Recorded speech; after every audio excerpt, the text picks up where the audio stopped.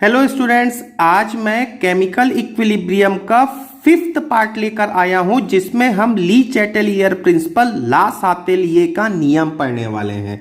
Students, इस topic से वैसे तो एसीएफ में अभी तक क्वेश्चन मुझे दिखा नहीं कि आया है, बट आपके पीएससी की बुक में और एसीएफ की बुक में भी इसका थ्योरी लिखा हुआ है, इसीलिए इसको समझना जरूरी है। हो सकता है कि आपके 2020 में इससे रिलेटेड क्वेश्चन आ जाए। तो स्टूडेंट्स, बहुत ही सिंपल सा कॉन्सेप्ट है लेकिन बहुत इंटरेस्टिंग टॉपिक है। केयरफुली सुनिएगा, यदि आप ध्यान से नहीं सुनेंगे तो हो सकता है आपको कंफ्यूजन हो। हालांकि मैं आपके सारे कंफ्यूजन को दूर करूंगा। यदि कोई भी प्रॉब्लम हो तो आप मुझे कमेंट करके पूछ लेना, बट आप यहां पर आज की इस वीडियो को बहुत ध्यान से सुनने वाले हैं। तो ली चैटेलियर प्रिंसिपल ला सातेलिए का नियम क्या होता है ये मैं बताने के पहले कुछ आपको बात कहता हूं। पहले तो हमको यह जान लेना चाहिए कि साम्यावस्था क्या होता है। केमिकल इक्विलिब्रियम मतलब बैलेंस्ड। यदि कोई सिस्टम, यदि कोई रिएक्शन इक्विलिब्रियम में है, साम्यावस्था में है, तो वो तब तक इक्विलिब्रियम में रहेगा जब तक आप उसमें कोई परिवर्तन ना करें। आप सिंपल सा सोचो ना, यदि आपके पास में एक बैलेंस है, मतलब तराजू है, तराजू के एक तरफ रखा हुआ है 1 केजी का बाट और दूसरे तरफ आपने 1 केजी शुगर रख के रखा है, ठीक है, तो वो बैलेंस स्थिति है। क्या वो जिंदगी भर बैलेंस ही रहेगा? तो बिल्कुल बैलेंस रहेगा जब तक कि आप उसे छेड़छाड़ ना करें, ठीक है। यही तो है इक्विलिब्रियम का मतलब, यही है कि केमिकल इक्विलिब्रियम किसी रिएक्शन की वो सिचुएशन है जब फॉरवर्ड रिएक्शन और बैकवर्ड रिएक्शन का रेट सेम हो जाए, ठीक है, क्लियर हो गया।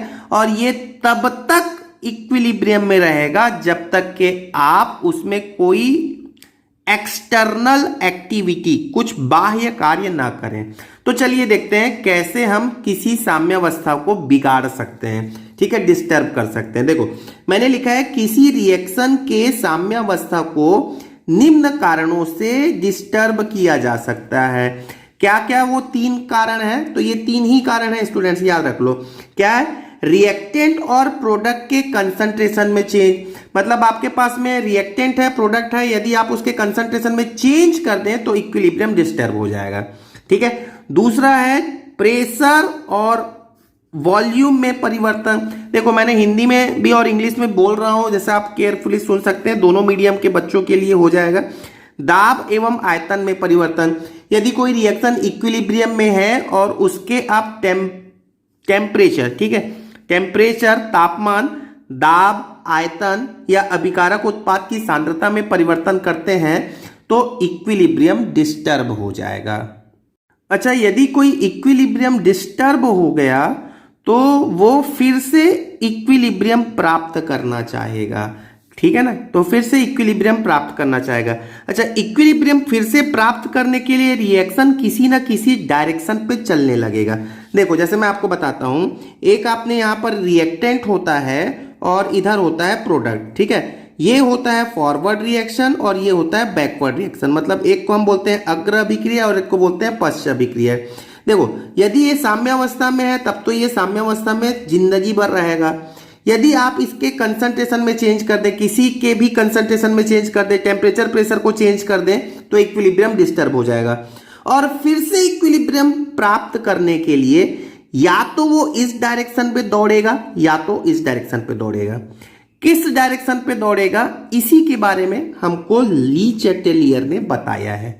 तो चलिए हम इसको एक एग्जाम्पल से सुनते हैं स्टूडेंट्स। आप बहुत ही सिंपल एग्जाम्पल सुनना, एग्जाम्पल आप सुन लिए मतलब आपका कॉन्सेप्ट पूरा क्लियर हो जाएगा। चलो देखो, यदि मेरे पास में ये एक एग्जाम्पल है सिंपल सा, मैं आपको प्रिंसिपल बताने के पहले आपको एग्जाम्पल बोल रहा हूँ। सपोज ये रिंग है, ठीक है, और यहां पर मैंने एक छोटा सा और छोटा रिंग रखा है, मतलब एक बॉल रख दिया, समझ जाओ, ठीक है। अभी ये साम्यावस्था में रखा हुआ है, संतुलित रखा है, आप इसको डिस्टर्ब नहीं कर रहे हैं, ये चुपचाप रखा हुआ है, तो ये कौन सी स्थिति है? इक्विलिब्रियम है। अब आप एक काम करो, इस रिंग को उठाओ, छोटे वाले रिंग को उठाओ और उठाकर लेकर आओ यहां पर, यहां लेकर आओ, पकड़ कर लेकर आओ यहां पे। तब क्या होगा स्टूडेंट्स? यदि आप रिंग को यहां से पकड़कर यहां पर लाओगे तो इसका साम्यावस्था डिस्टर्ब हो गया, आपने इसमें बाह्य कार्य कर लिया, इसका इक्विलिब्रियम डिस्टर्ब हो गया। तो आपने किया है इधर, ये खुद से पुनः साम्यावस्था प्राप्त करने के लिए वापस आने की कोशिश करेगा। मतलब आप जो काम करेंगे साम्यावस्था प्राप्त करने के लिए, सिस्टम, ये क्या है स्टूडेंट, सिस्टम, तो सिस्टम आपके द्वारा किए गए कार्य के विपरीत कार्य करेगा। देखो खुद सोचो ना, आपने इस बॉल को ऊपर उठाया जो कि साम्यावस्था में पहले से था, आपने उसको उठाकर साम्यावस्था को डिस्टर्ब कर दिया, अब वो बॉल वापस आने की कोशिश करेगा, तो आपके द्वारा किए गए कार्य के विपरीत कार्य करने की कोशिश करेगा ताकि वो पुनः साम्यावस्था को प्राप्त कर सके। यही ली चैटलियर का प्रिंसिपल है, ला सातलियर का नियम है। तो चलिए अब इसके नियम को समझने के लिए हमको दो बातों को जानना जरूरी है स्टूडेंट्स। एक तो रिएक्टेंट से प्रोडक्ट, ठीक है, तो इसको हम रिएक्टेंट से प्रोडक्ट में कन्वर्ट होता है तो उसको हम बोलते हैं अग्र अभिक्रिया, जिसको हम हिंदी में बोलते हैं, इंग्लिश में बोलते हैं फॉरवर्ड रिएक्शन। उसी प्रकार प्रोडक्ट से रिएक्टेंट जो कन्वर्ट होता है उसको हम बोलते हैं पश्च अभिक्रिया, बैकवर्ड रिएक्शन। तो ये सबको पता है, इसमें बोलने की जरूरत नहीं है। दूसरा मैं स्टूडेंट्स आपको बोलता हूं, दो टाइप के रिएक्शन होते हैं। एक होता है उष्मा शोषी अभिक्रिया और एक होता है उष्मा क्षेपी अभिक्रिया। इसके बारे में भी पता होगा, जिसे मैंने इंग्लिश में लिख रखा है एंडोथर्मिक रिएक्शन और एक्सोथर्मिक रिएक्शन। तो आप इन दो रिएक्शन को बहुत ध्यान से सुन लो। उष्मा शोषी मतलब एंडोथर्मिक रिएक्शन वो रिएक्शन होता है जिसमें उष्मा अवशोषित होती है। अब उष्मा अवशोषित होती है तो भाई उष्मा अवशोषित हो रही है तो तापमान में क्या आएगा स्टूडेंट्स, कमी आएगा, तापमान कम होगा, ठीक है। और इसका जस्ट अपोजिट है उष्मा क्षेपी अभिक्रिया, जिसमें उष्मा मुक्त होती है, एक्सोथर्मिक रिएक्शन बोलते हैं, एग्जिट हो रहा है, रिएक्शन हीट एग्जिट हो रहा है और आपका यहां पर तापमान बढ़ता है। यदि उष्मा निकलेगी तो तापमान बढ़ेगा। तो स्टूडेंट्स यहां पर इंपॉर्टेंट ये है, यहां पर देखना, इसको हम जो हीट निकल रहा है ना या मुक्त हो रहा है उसको हम डेल्टा एच से प्रदर्शित करते हैं, ठीक है। हीट मुक्त हो रहा हो या अवशोषित हो रहा होगा, इसे हम केमिस्ट्री में डेल्टा एच से रिप्रेजेंट करते हैं। वैसे डेल्टा एच को हिंदी में चेंज मतलब एंथैल्पी में परिवर्तन कहते हैं और इंग्लिश में चेंज इन एंथैल्पी कहते हैं। अब सुन लो ध्यान से, यदि डेल्टा एच की वैल्यू पॉजिटिव है, किसी रिएक्शन के लिए डेल्टा एच की वैल्यू पॉजिटिव है, तो वो कब हो सकता है, जब रिएक्शन हो एंडोथर्मिक। और यदि रिएक्शन एक्सोथर्मिक है जिसमें उष्मा निकल रही है, उसके लिए डेल्टा एच की वैल्यू क्या होगी स्टूडेंट्स, निगेटिव होगी। तो आपने एक्सोथर्मिक और एंडोथर्मिक जान लिया। अब चलिए स्टार्ट करते हैं इस ली चैटलियर प्रिंसिपल को समझना। अब तीन फैक्टर आप देख लो, ये तीन फैक्टर को मैं वन बाय वन एक्सप्लेन कर रहा हूं, फिर हम लास्ट में कुछ क्वेश्चंस करने वाले हैं। तो देखिए सपोज मेरे पास में, हम ये तीन फैक्टर देख लेना है, कौन कौन से तीन फैक्टर हैं। तो सपोज पहला मैं देखता हूं कि मेरे पास में एक रिएक्शन है। चलिए मैंने ये रिएक्शन लिख लिया, A plus B gives C plus D, ठीक है, ये मेरे पास में रिएक्शन है। और साइड में मैंने लिख लिया है स्टूडेंट्स डेल्टा एच की वैल्यू मैंने सपोज लिख लिया इस रिएक्शन के लिए +5 जूल। अब +5 जूल का मतलब ये है स्टूडेंट, प्लस पॉजिटिव है, मतलब ये कौन सा रिएक्शन हो गया, ये है एंडोथर्मिक, मतलब उष्मा अवशोषित हो रही है, ठीक है। +5 बोल दिया, प्लस साइन को देख लेना, +5 मतलब उष्मा अवशोषित हो रही है। तो स्टूडेंट्स यदि ऐसा लिखा है कहीं पर किसी रिएक्शन में, तो ये बात हो रही है फॉरवर्ड रिएक्शन के लिए, मतलब अग्र अभिक्रिया में उष्मा क्या है, अवशोषित हो रही है, मतलब ये क्या है स्टूडेंट्स, एंडोथर्मिक है, ठीक है, याद रखोगे, ये अग्र अभिक्रिया के लिए। और निश्चित रूप से A प्लस बी से C प्लस डी बन रहा है, तो उष्मा अवशोषित हो रही है, तो CD से AB यदि बनेगा तो वो होगा बैकवर्ड रिएक्शन और ये होगा आपका एक्सोथर्मिक रिएक्शन, मतलब जिसमें उष्मा अवशोषित होगी। चलिए अब देखते हैं, बहुत ही सिंपल। चलिए पहला कॉन्सेप्ट समझते हैं, अभिकारकों एवं उत्पादों की सांद्रता में परिवर्तन। अब आप स्टूडेंट्स ये मान लेते हैं, ये जो एग्जांपल लिखा है, ये जो रिएक्शन है अभी साम्यावस्था में है। अब ये साम्यावस्था में है, संतुलित है, ये हमेशा जिंदगी भर संतुलित ही रहेगा, मतलब बैलेंस्ड रहेगा, इक्विलिब्रियम डिस्टर्ब नहीं होगा। अब मैंने क्या किया, इसके इक्विलिब्रियम को डिस्टर्ब करने के लिए ये जिस भी पात्र में ये रिएक्शन हो रहा है, मैंने उसमें A डाल दिया, एक्स्ट्रा A डाल दिया, एक्स्ट्रा साम्यावस्था अब डिस्टर्ब हो जाएगी। मैंने एक्स्ट्रा ए डाल दिया, साम्यावस्था हो गया डिस्टर्ब, खत्म हो गया बात।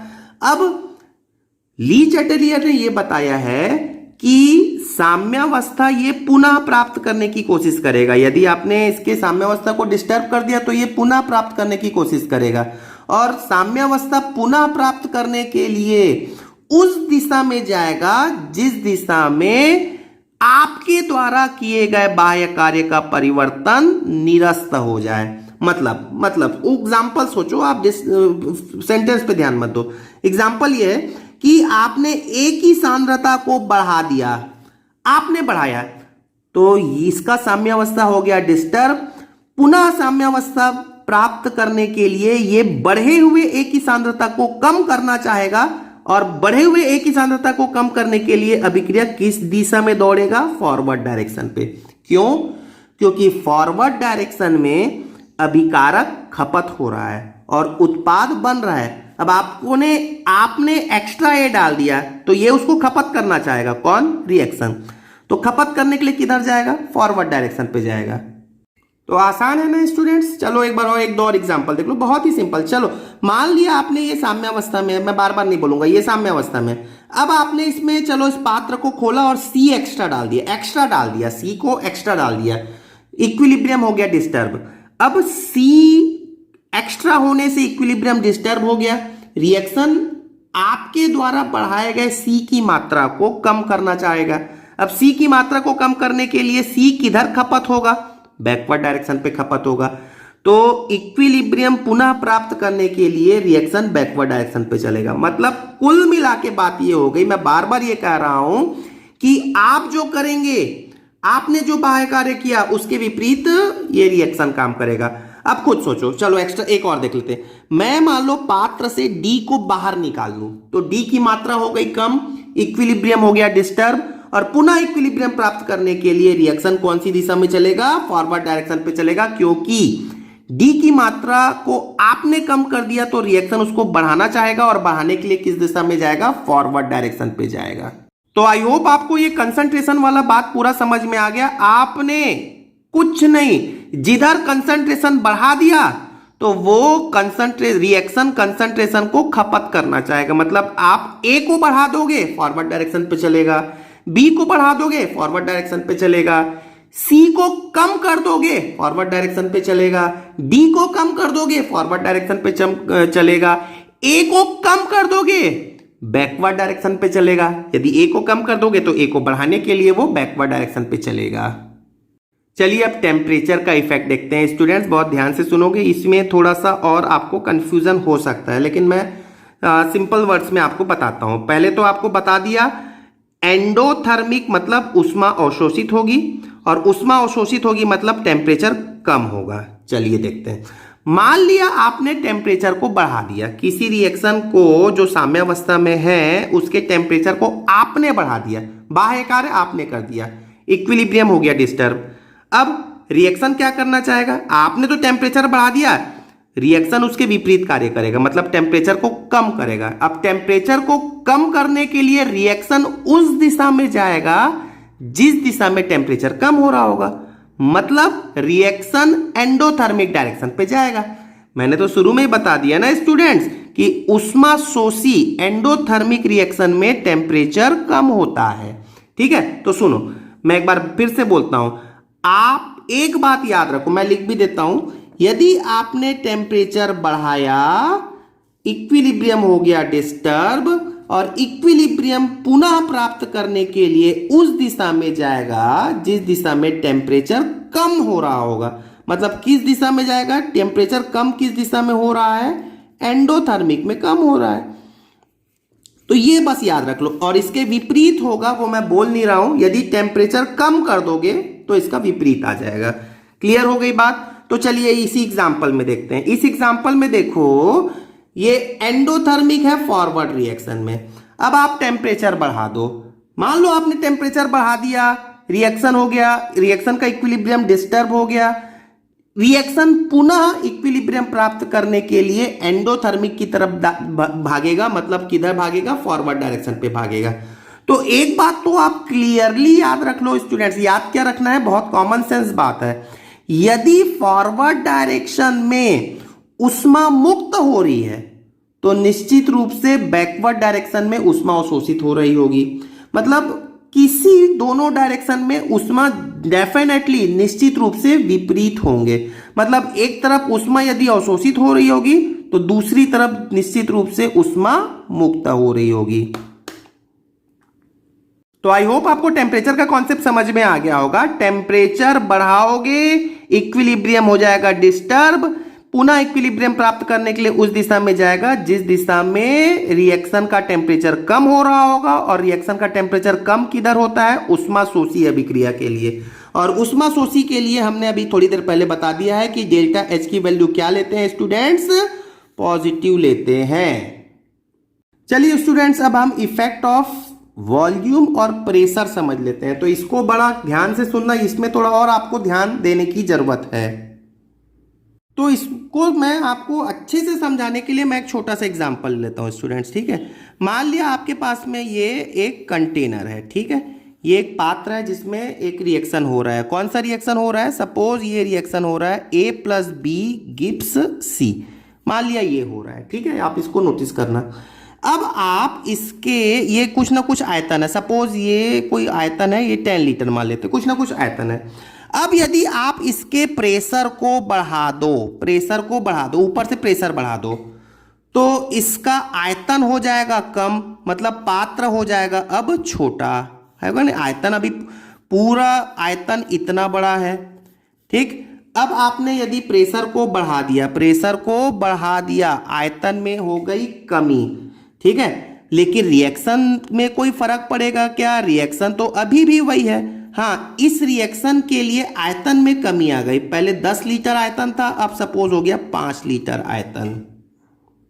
तो स्टूडेंट्स अब ये ध्यान दोगे, पहले रिएक्शन हो रहा था 10 लीटर वाले आयतन में, अब वही रिएक्शन हो रहा है 5 लीटर वाले आयतन में। कब? जब आपने प्रेशर को बढ़ा दिया। इक्विलिब्रियम हो जाएगा डिस्टर्ब, ठीक है। अब इक्विलिब्रियम डिस्टर्ब हो जाएगा तो पुनः इक्विलिब्रियम प्राप्त करने की कोशिश करेगा। पुनः इक्विलिब्रियम प्राप्त करने के लिए रिएक्शन उस डायरेक्शन पे जाएगा जिधर अणुओं की संख्या में कमी हो रही हो। तो इसको भी हम इसको मैं समझाने के लिए ऐसा बोलता हूं स्टूडेंट्स, यहां पर देखो, अभी यहां पर कितने कण हैं?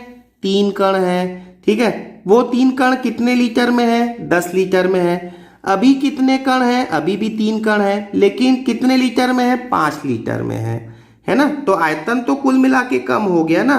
तो एक्चुअली में क्या हो गया, यदि किसी पात्र के प्रेशर को यदि आप बढ़ाते हो तो आयतन में कमी आती है और प्रति एकांक आयतन में अणुओं की संख्या बढ़ जाती है। तो इसीलिए पुनः इक्विलिब्रियम प्राप्त करने के लिए रिएक्शन उस दिशा में चलेगा जिधर अणुओं की संख्या में कमी आ रही हो। मेरे बोलने से तो कुछ समझ में नहीं आया आपको। चलिए एग्जाम्पल देखते हैं। अब एग्जाम्पल देखो, चलो देख लो। मान लिया कि मेरे पास देख लो, ठीक है। मैं इस एग्जाम्पल को थोड़ा सा समझ लो। मान लिया कि मेरे पास में 10 लीटर का एक पात्र है और इसमें है 10 अणु, 10 पार्टिकल है, 10 मॉलिक्यूल है, ठीक है। 10 मॉलिक्यूल है, चलो ठीक, 10 मॉलिक्यूल है। अब आप अभी आप बोलो कि 1 लीटर में कितने मॉलिक्यूल? 1 मॉलिक्यूल। यही तो है प्रति एकांक आयतन, मतलब 1 लीटर में कितने अणु? 1 अणु, ठीक है। 10 लीटर में 10 अणु थे तो 1 लीटर में 1 अणु है। अब आप प्रेशर को बढ़ा दो, तो यदि आप प्रेशर को बढ़ा दोगे तो आयतन में कमी आ जाएगी। अब आयतन कितना हो गया? अब आयतन हो गया 5 लीटर। मैं ऊपर यही तो एग्जांपल समझा रहा था आपको, ठीक है। अब आयतन हो गया 5 लीटर, लेकिन अभी भी अणुओं की संख्या कितनी है? 10 अणु तो अभी भी है ना। देखो ऊपर के एग्जाम्पल को बस आप थोड़ा सा पिकअप करो, यहां पर भी अभी भी तो वही रिएक्शन हो रहा था, वही अणु अभी भी है। 10 अणु पहले भी थे, 10 अणु अभी भी है, लेकिन प्रति एकांक आयतन में अणुओं की संख्या देखो। पहले 1 लीटर में 1 अणु थे, अब 1 लीटर में कितने अणु हैं? 2 अणु हैं। बात समझ में आ गई क्या? तो मैंने क्या बोला, यदि आप प्रेशर को बढ़ा दोगे आयतन में हो जाएगी कमी, प्रेशर को बढ़ा दोगे आयतन में हो जाएगी कमी, प्रति एकांक आयतन में अणुओं की संख्या बढ़ जाएगी। मतलब कुल मिला के आपने प्रेशर बढ़ा के अणुओं की संख्या को बढ़ा दिया प्रति एकांक आयतन में, तो अणुओं की संख्या को ये कम करना चाहेगा। कौन? रिएक्शन कम करेगा। आपने प्रेशर बढ़ाया, आयतन कम हो गया, अणुओं की संख्या बढ़ गई, इक्विलिब्रियम डिस्टर्ब हो गया। अब रिएक्शन इक्विलिब्रियम को पुनः प्राप्त करने के लिए अणुओं की संख्या जिधर कम हो रही होगी उधर जाएगा। मतलब यहां देखो, यहां पर अभिकारक में कितने अणु हैं? 2 अणु, और इधर कितने अणु हैं? 1 अणु। तो ये अणुओं की संख्या में कमी आ रही है ना, कौन सी दिशा में? फॉरवर्ड डायरेक्शन पे। और यदि फॉरवर्ड डायरेक्शन में अणुओं की संख्या में कमी आ रही है तो आप यदि प्रेशर बढ़ाओगे तो रिएक्शन फॉरवर्ड डायरेक्शन पे प्रोसीड होगा। तो स्टूडेंट्स इसको ऐसा याद रख लो, मैं इतना कहानी बताया ना, जिन बच्चों को समझ में आ गया ठीक है, नहीं तो आप याद रख लो P is directly proportional to N। Pressure is directly proportional to अणुओं की संख्या, मोलों की संख्या। जिधर मोलों की संख्या ज्यादा होगी प्रेशर उधर ही बढ़ गया, या प्रेशर बढ़ गया, मोलों की संख्या बढ़ गई, रिएक्शन उस दिशा में जाएगा जिधर मोलों की संख्या में कमी आ रही होगी। अभिकारक और उत्पाद के मोलों को आप देख सकते हैं। अब कुछ क्वेश्चन का प्रैक्टिस कर लेते हैं स्टूडेंट्स, बहुत आसान सा क्वेश्चन है। देखो, आणविक हाइड्रोजन से परमाणविक हाइड्रोजन बनाने में ताप एवं दाब की कौन सी परिस्थिति अनुकूल होगी? तो इंग्लिश में मैं आपको समझा देता हूं। सपोज मेरे पास में हाइड्रोजन एक मॉलिक्यूल है, आणविक हाइड्रोजन, और आप इसको किस में बदल रहे हो? परमाणविक हाइड्रोजन, मतलब 2H में बदल रहे हो। ये क्या है स्टूडेंट्स? ये है मॉलिक्यूल और ये है एटम। ठीक, अब खुद सोचो, मॉलिक्यूल से एटम में परिवर्तित हो रहा है, तो मॉलिक्यूल में क्या होता है? H और H तो बंधे हुए हैं, और H और H मॉलिक्यूल से ये यदि एटम में कन्वर्ट हो रहा है तो निश्चित रूप से ये एनर्जी को क्या कर रहा होगा? एब्जॉर्ब कर रहा होगा। मतलब ये कौन सा रिएक्शन हो गया स्टूडेंट? इसका जो फॉरवर्ड डायरेक्शन है ये कौन सा रिएक्शन हो गया? तो ये हो गया एंडोथर्मिक रिएक्शन। क्लियर हो गया क्या स्टूडेंट्स? है ना, एंडोथर्मिक रिएक्शन हो गया। स्टूडेंट्स, क्वेश्चन के अकॉर्डिंग मुझे कौन से डायरेक्शन पे चलना है? फॉरवर्ड डायरेक्शन पे चलना है। क्यों फॉरवर्ड डायरेक्शन पे चलना है? क्योंकि आप यहां पर क्वेश्चन में देखो कि आणविक हाइड्रोजन से परमाणविक हाइड्रोजन में बनने के लिए, मतलब मुझे यहां से यहां चलना है। ठीक है, अब आप खुद सोचो, यहां से यहां चलना कौन सा रिएक्शन है? एंडोथर्मिक रिएक्शन है। और आप दूसरा चीज देखो, यहां पर कितने मॉलिक्यूल हैं? 1, और इधर कितने हो गए? 2। मतलब फॉरवर्ड डायरेक्शन में अणुओं की संख्या में वृद्धि हो रही है। अब देखो, P is directly proportional to N बताया मैं, ये कोई आप याद करो, PV is equal to NRT होता है ना, यदि किसी बच्चे को पता होगा तो PV is equal to NRT होता है, तो P is directly proportional to N।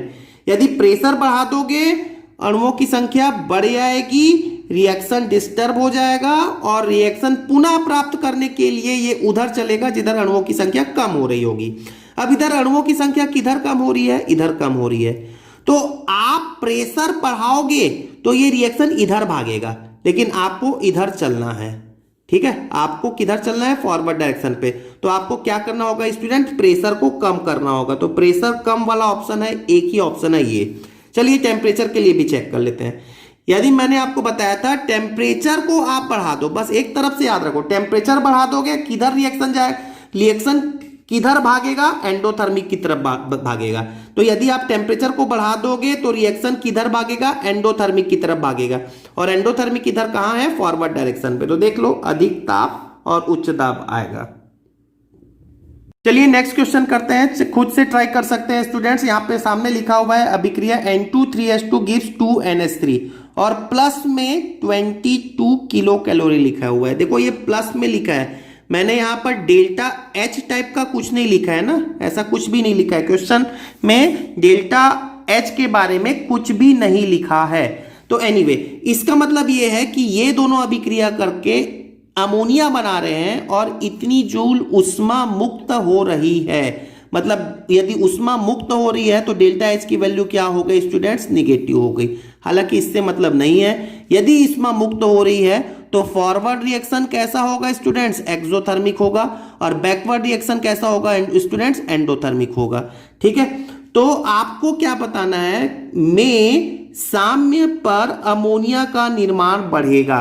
मतलब आपको अमोनिया का निर्माण बढ़ाना है।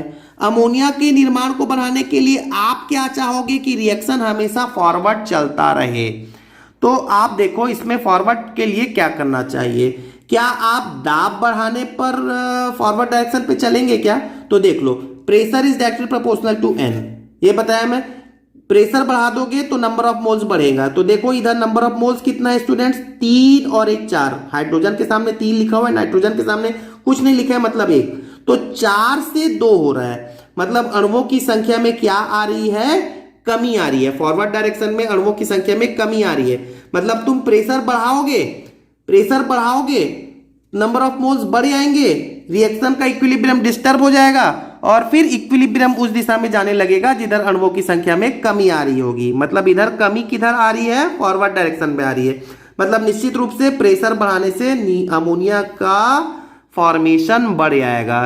चलिए दूसरा ऑप्शन और तीसरा ऑप्शन भी चेक कर लेते हैं। ताप, निश्चित रूप से ये आंसर तो हमारा आ गया है, लेकिन हम आपको समझाने के लिए, कॉन्सेप्ट क्लियर करने के लिए देख लो। चलो इसको देख लो, अमोनिया मिलाया।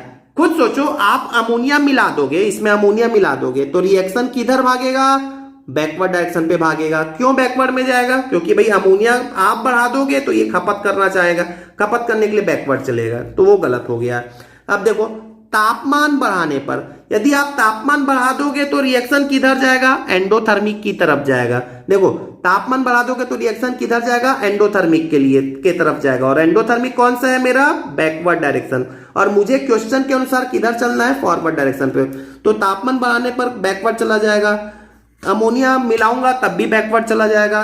दाब घटाने पर, तो देखो प्रेशर घटाओगे तो नंबर ऑफ मॉलिक्यूल्स भी कम हो जाएंगे, लेकिन आपको किधर चलना है, फॉरवर्ड डायरेक्शन पे चलना है, लेकिन number of molecules forward direction पे कम हो रहा है। ठीक है, क्लियर हो गया। तो आप कुल मिला के प्रेशर में नॉर्मली बच्चों को कंफ्यूजन रहता है, तो आप केवल ये याद रख लो, प्रेशर बढ़ाओगे नंबर ऑफ मॉलिक्यूल्स बढ़ जाएगा, रिएक्शन का इक्विलिब्रियम डिस्टर्ब हो जाएगा, उस दिशा में रिएक्शन भागेगा जिधर नंबर ऑफ मॉलिक्यूल कम हो रहा हो। स्टूडेंट्स नेक्स्ट क्वेश्चन आपके सामने लिखा हुआ है, एक ठोस और द्रव को साम्य पर ऊष्मा देने पर, मतलब आपके पास में एक सॉलिड है और ये सॉलिड किस में कन्वर्ट हो रहा है स्टूडेंट्स, लिक्विड में कन्वर्ट हो रहा है, और ये साम्य पर है। ठीक है, एक ठोस और द्रव को ऊष्मा देने पर ऊष्मा शोषी प्रकृति वाली अभिक्रिया, मतलब ये कैसा रिएक्शन है स्टूडेंट्स, ऊष्मा शोषी अभिक्रिया है, मतलब एंडोथर्मिक रिएक्शन है। और डेफिनेटली एंडोथर्मिक ही होगा ना, सॉलिड जो है मतलब ठोस है, मतलब बर्फ मान लो, बर्फ इसमें कन्वर्ट हो रहा है, पानी में कन्वर्ट हो रहा है, तो ऊष्मा अवशोषित करेगा ना। ठीक है, तो ऊष्मा अवशोषित प्रकृति का है, प्रभाव पड़ेगा। चलो मैं एक बार क्वेश्चन फिर से पढ़ देता हूं, एक ठोस एवं द्रव को साम्य पर ऊष्मा देने पर, अब मैं इसको क्या दे रहा हूं स्टूडेंट्स, ये साम्यावस्था में है, मैंने इसको क्या दे दिया, हीट दे दिया। हीट दे दूंगा तो इसका इक्विलिब्रियम डिस्टर्ब हो जाएगा, और हीट दे रहा हूं मतलब टेम्परेचर बढ़ेगा। ठीक है ना, टेम्परेचर बढ़ेगा, निश्चित रूप से सोचो टेम्परेचर बढ़ रहा है तो रिएक्शन किस दिशा में जाएगा, बताया कई बार, टेम्परेचर बढ़ेगा, रिएक्शन किधर चलेगा, एंडोथर्मिक की तरफ चलेगा, और एंडोथर्मिक किधर है, फॉरवर्ड डायरेक्शन पे है। चलो इतना तो मुझे को क्वेश्चन से पता चला। अब देखो ऑप्शंस, देखो ऑप्शन ए है तापमान कम हो जाएगा, भाई हीट देंगे तो तापमान तो बढ़ेगा, तो ऑप्शन ए गलत हो गया। द्रव की मात्रा कम हो जाएगी, ये गलत हो गया। द्रव की मात्रा कम हो जाएगी, द्रव की मात्रा कम हो जाएगी क्या, ये भी गलत हो जाएगा। क्यों? क्योंकि आप हीट दोगे मतलब तापमान बढ़ा दोगे, इक्विलिब्रियम डिस्टर्ब हो जाएगा, रिएक्शन किस दिशा में चलेगा, एंडोथर्मिक की तरफ चलेगा। एंडोथर्मिक किधर है, फॉरवर्ड, मतलब लिक्विड की मात्रा तो बढ़ेगी, तो ये भी गलत हो गया। ठोस की मात्रा कम हो जाएगी, ये सही हो गया। भाई तापमान बढ़ाओगे यार, सीधी सी बात है, ठोस लिक्विड की तरफ भागने लगेगा, तापमान बढ़ जाएगा। तो यहां पर भी तापमान तो बढ़ेगा नहीं, क्योंकि फिर से इक्विलिब्रियम आ जाएगा। तो आपके लिए कौन सा ऑप्शन सही हो गया, ऑप्शन सी। आई होप आपको इक्विलिब्रियम डिस्टर्बेंस वाली बात, ली चैटलियर प्रिंसिपल वाली बात समझ में आ गई होगी। ठीक है, यदि आपको समझ में आ गई है तो अब अपने आप को जज करें। आपके सामने मैंने एक क्वेश्चन दिया हुआ है, वीडियो को पॉज करें, क्वेश्चन पढ़ें, और मुझे इसका आंसर आप कमेंट करके बताने वाले हैं। ये एक और क्वेश्चन है, वीडियो को पॉज करें, क्वेश्चन पढ़ें, कमेंट करके मुझे इसका आंसर बताने वाले हैं। ठीक है, थैंक यू वेरी मच।